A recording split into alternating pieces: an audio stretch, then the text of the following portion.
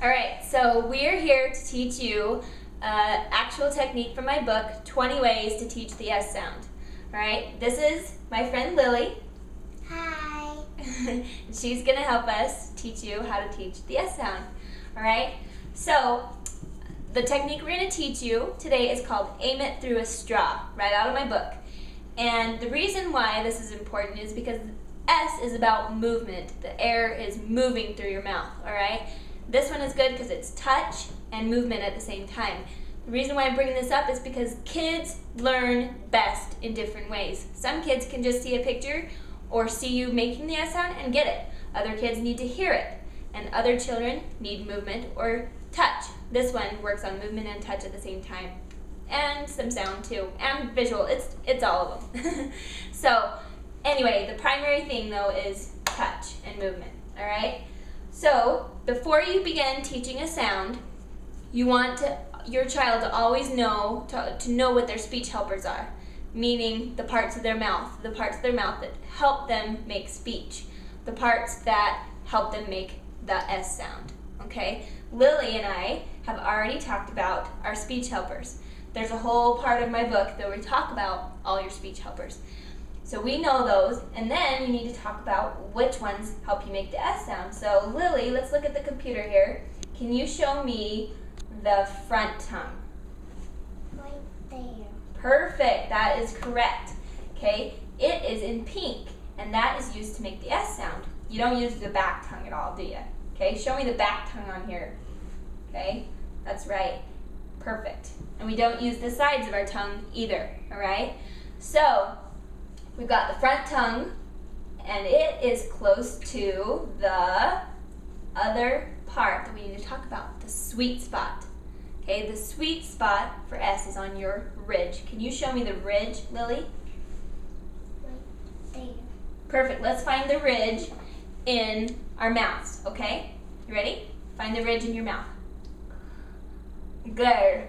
Yep. That ridge is that bumpy, gummy area right behind your teeth. Okay? Alright, there, let's try it again. Okay? Let's have our tongues touch our ridge. Perfect. Yep, rub it on there. Okay, now look. Is the tongue touching your ridge? Is the tongue touching your teeth? No. You are so smart. The tongue is not touching any of those. That is why the S sound is so hard. Okay? The S sound, that sound is made because the air goes through that little tunnel. Okay? It's making a tunnel. And that is why we're going to use the straw to do it. Okay?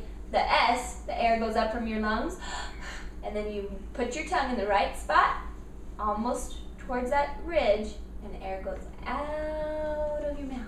Okay? It does not. Do you think your tongue goes in your teeth? Like this? No. No. Some people make an S sound that way. You gotta keep your teeth closed. Okay? So let's go to our book and look at the straw picture. Aim it through a straw. Okay, that's blow toward your fingertip. We're gonna do the straw one right there. Whoops. Okay, so you're gonna start by having your child close their teeth. And then I'm going to place the straw against their teeth, not in their teeth. They're not gonna bite the straw. They're gonna go against their teeth. If you don't have a straw, don't go buy a package of straws. Just go to McDonald's and get yourself a drink, or go to the gas station and do it there. Okay, just get yourself a straw, and you're not going to let them bite it. Okay, Lily, let's have you close your teeth, and I'm going to place this against it. Now the reason why this is so cool is because it teaches central airflow. In other words, it teaches you, Lily, to have that air go out the very center of your teeth and through the straw. If you get it right, if that child says it right, you will hear it, all that air echoing through the straw. It's so cool. Okay, if it's wrong and the air is coming out the sides of your mouth like a lisp, you won't hear it in the straw.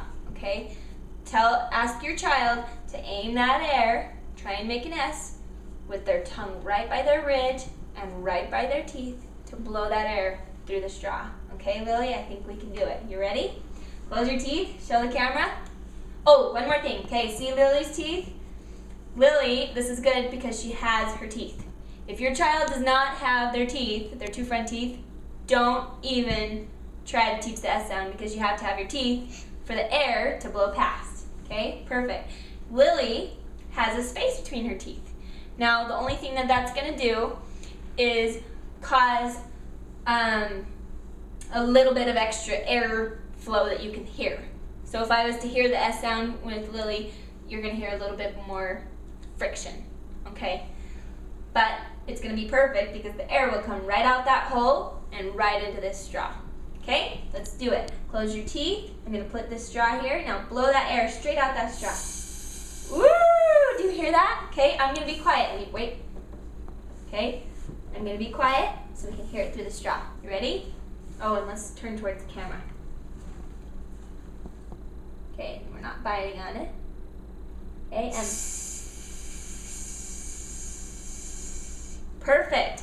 Now if you get the sh sound, that means they're blowing it out the sides. You want it towards the center, right? Aim it through that straw. One more time, Lily. Perfect, and you even got it after I moved the straw. Did you hear that S go through the straw? Did you hear the air in there? Mm-hmm. That's the way you do it. That is the S sound. Okay, don't worry if your child can't get it on their first try. Well, they probably won't get on their first try through the straw. Do it many, many, many times.